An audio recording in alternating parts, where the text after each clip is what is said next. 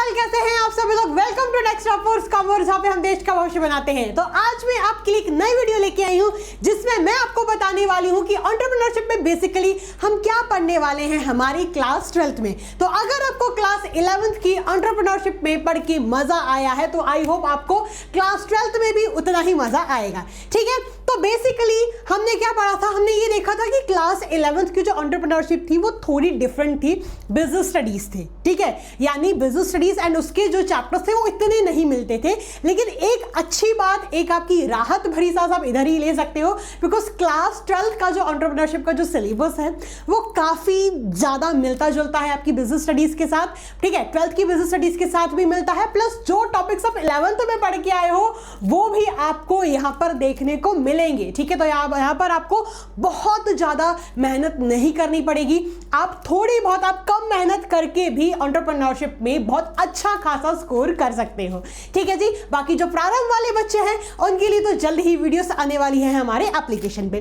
ठीक है जी, तो बिना किसी डिले के हम शुरू करते हैं हमारे एंटरप्रेन्योरशिप के इंडेक्स के साथ। ठीक है, तो फिर से एक बार आपकी क्लास 12th में 6 चैप्टर होने वाले हैं एंटरप्रेन्योरशिप के, जिसमें पहला चैप्टर है एंटरप्रेन्योरल अपॉर्चुनिटी एंड दूसरा चैप्टर है आपका एंटरप्रेन्योरल प्लानिंग, जो वेटेज रखते हैं 30 नंबर का। फिर थर्ड चैप्टर है हमारा enterprise marketing and fourth chapter है हमारा एंटरप्राइज ग्रोथ स्ट्रेटेजीज, जो वेटेज रखते हैं 20 नंबर का।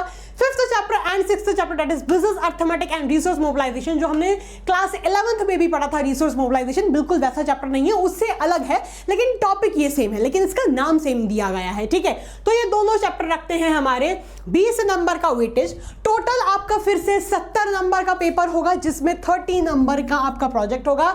तो प्रोजेक्ट में भी आपको 30 में से 30 स्कोर करने हैं, आपको अपने टीचर के साथ बना के रखनी है और पूरे 30 नंबर स्कोर करने। बस एक ही साल की बात है यार, टीचर अच्छी लगती है नहीं अच्छी लगती, थोड़ा यार कोशिश कर लो और 30 में से 30 ले आओ, बाकी 70 में से 70 आपके आ जाएंगे, इसकी जिम्मेदारी मेरी है।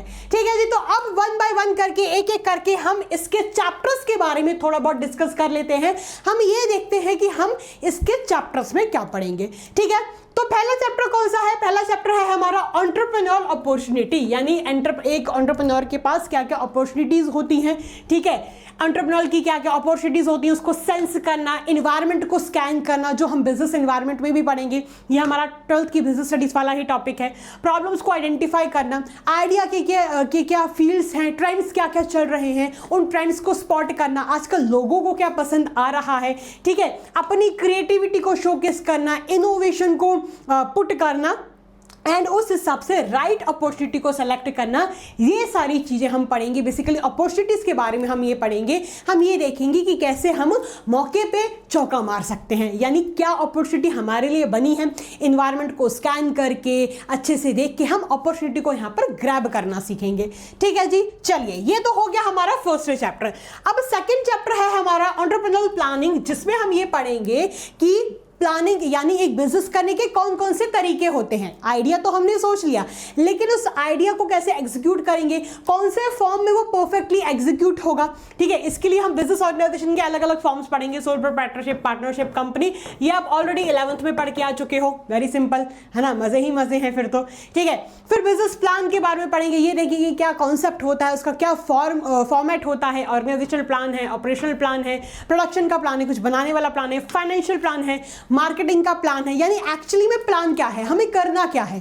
ठीक है, या ह्यूमन रिसोर्स प्लान है। बेसिकली हम ये देंगे कि अलग अलग प्लान्स के बारे में हम यहां पर फिर पढ़ेंगे। ठीक है, फिर थर्ड चैप्टर है हमारा एंटरप्राइज मार्केटिंग, जिसमें हम क्या करते हैं, अपने बिजनेस के बारे में, अपने काम की प्रमोशन करते हैं, उसकी मार्केटिंग करते हैं। ठीक है, तो हम ये देखेंगे कैसे मार्केटिंग की जाती है, उसके पीछे की क्या स्ट्रैटेजी होती है, कैसे सामान को बेचा जाता है, क्या स्ट्रैटेजी रहती है उसके पीछे। ये जो टॉपिक है, ये वाला जो चैप्टर है आपका मार्केटिंग वाला जो चैप्टर है, मार्केटिंग मैनेजमेंट वाला चैप्टर बिजनेस स्टडीज का उससे मिलता जुलता है।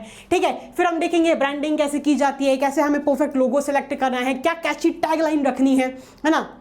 जैसे कि क्या था, एक माउंटेन ड्यू, डर के आगे जीत है, ये उनकी टैगलाइन है ना। तो कैसे हमें कैची सी टैगलाइंस बनानी है, क्या हमें प्रमोशनल स्ट्रैटेजी ऑप्ट करनी है जिससे ज़्यादा से ज़्यादा हम अपने प्रोडक्ट की सेल्स कर पाए, तो यही चीज़ें हम मार्केटिंग से रिलेटेड चीज़ें हम पढ़ने वाले हैं हमारे थर्ड चैप्टर में, ठीक है। फिर हम फोर्थ चैप्टर में पढ़ेंगे एंटरप्राइज ग्रोथ स्ट्रैटेजी, यानी कैसे अब हम अपने एंटरप्राइज की ग्रोथ करवाएं, ठीक है। क्या क्या स्ट्रैटेजीज होने वाली हैं उसके रिगार्डिंग, फ्रेंचाइजिंग, उसके कॉन्सेप्ट एंड टाइप्स पढ़ेंगे, उसके फायदे पढ़ेंगे, उसकी लिमिटेशंस पढ़ेंगे, मर्जर एंड एक्विजिशंस के बारे में पढ़ेंगे, ठीक है। क्या रीजन होता है मर्ज करने का, एक्वायर करने का, टेक ओवर करने का कंपनी को, ठीक है, ये सारी चीजें पढ़ेंगे।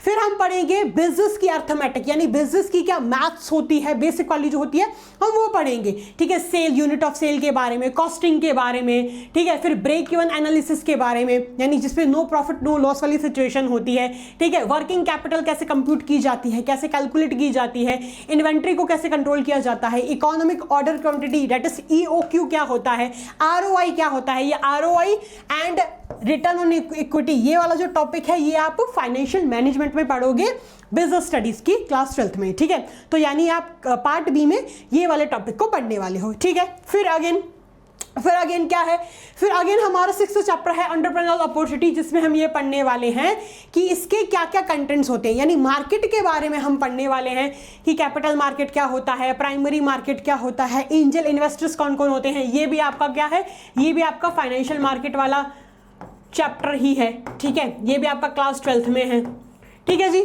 फिर क्या है, फिर एंजल इन्वेस्टर कौन कौन होते हैं, इसके फीचर्स क्या होते हैं, वेंचर कैपिटल क्या होता है, ठीक है। तो इन सब चीजों के बारे में आप पढ़ोगे। एंड द लास्ट चैप्टर नहीं, एंड फिर आपके 6th चैप्टर यहाँ पर ही पूरे खत्म हो जाएंगे। डेट इज टोटल 6 चैप्टर ही थे, मैं भूल गई थी, मैंने सोचा कि ये 5वां चैप्टर चल रहा है, एंड यही यहाँ पर आपके टोटल 6 चैप्टर खत्म हो जाएंगे। तो हम ये देख सकते हैं कि काफी सारे ऐसे टॉपिक्स भी हैं जो आपकी बिजनेस स्टडीज में मिलेंगे आपको, ठीक है। एंड काफी सारे ऐसे टॉपिक्स भी हैं जो आप ऑलरेडी क्लास 11th में पढ़ के आ चुके हो, काफी सारे ऐसे टॉपिक्स भी होंगे जो आप अकाउंट्स में पढ़ रहे हो, काफी सारे ऐसे टॉपिक्स भी होंगे जो आप इकोनॉमिक्स में पढ़ के आ चुके हो या वहां पर पढ़ रहे हो। तो यहाँ पर आपको ज़्यादा मेहनत नहीं करनी है, मतलब आप कम मेहनत करके भी ना बहुत अच्छा खासा स्कोर कर सकते हो, ठीक है। तो यहाँ पर आप एक राहत भरी सांस ले सकते हो कि आप कोर सब्जेक्ट्स पे बहुत ज़्यादा फोकस कर सकते हो। यहाँ पर भी आपको फोकस करना, मैं ये नहीं बोल रही कि यहाँ पर ऑप्शनल सब्जेक्ट को इग्नोर कर दो, मैं ये नहीं बोल रही हूँ। मैं ये बोल रही हूँ कि इस सब्जेक्ट में आप कम मेहनत करके भी बहुत अच्छा खासा स्कोर कर सकते हो, बिकॉज आप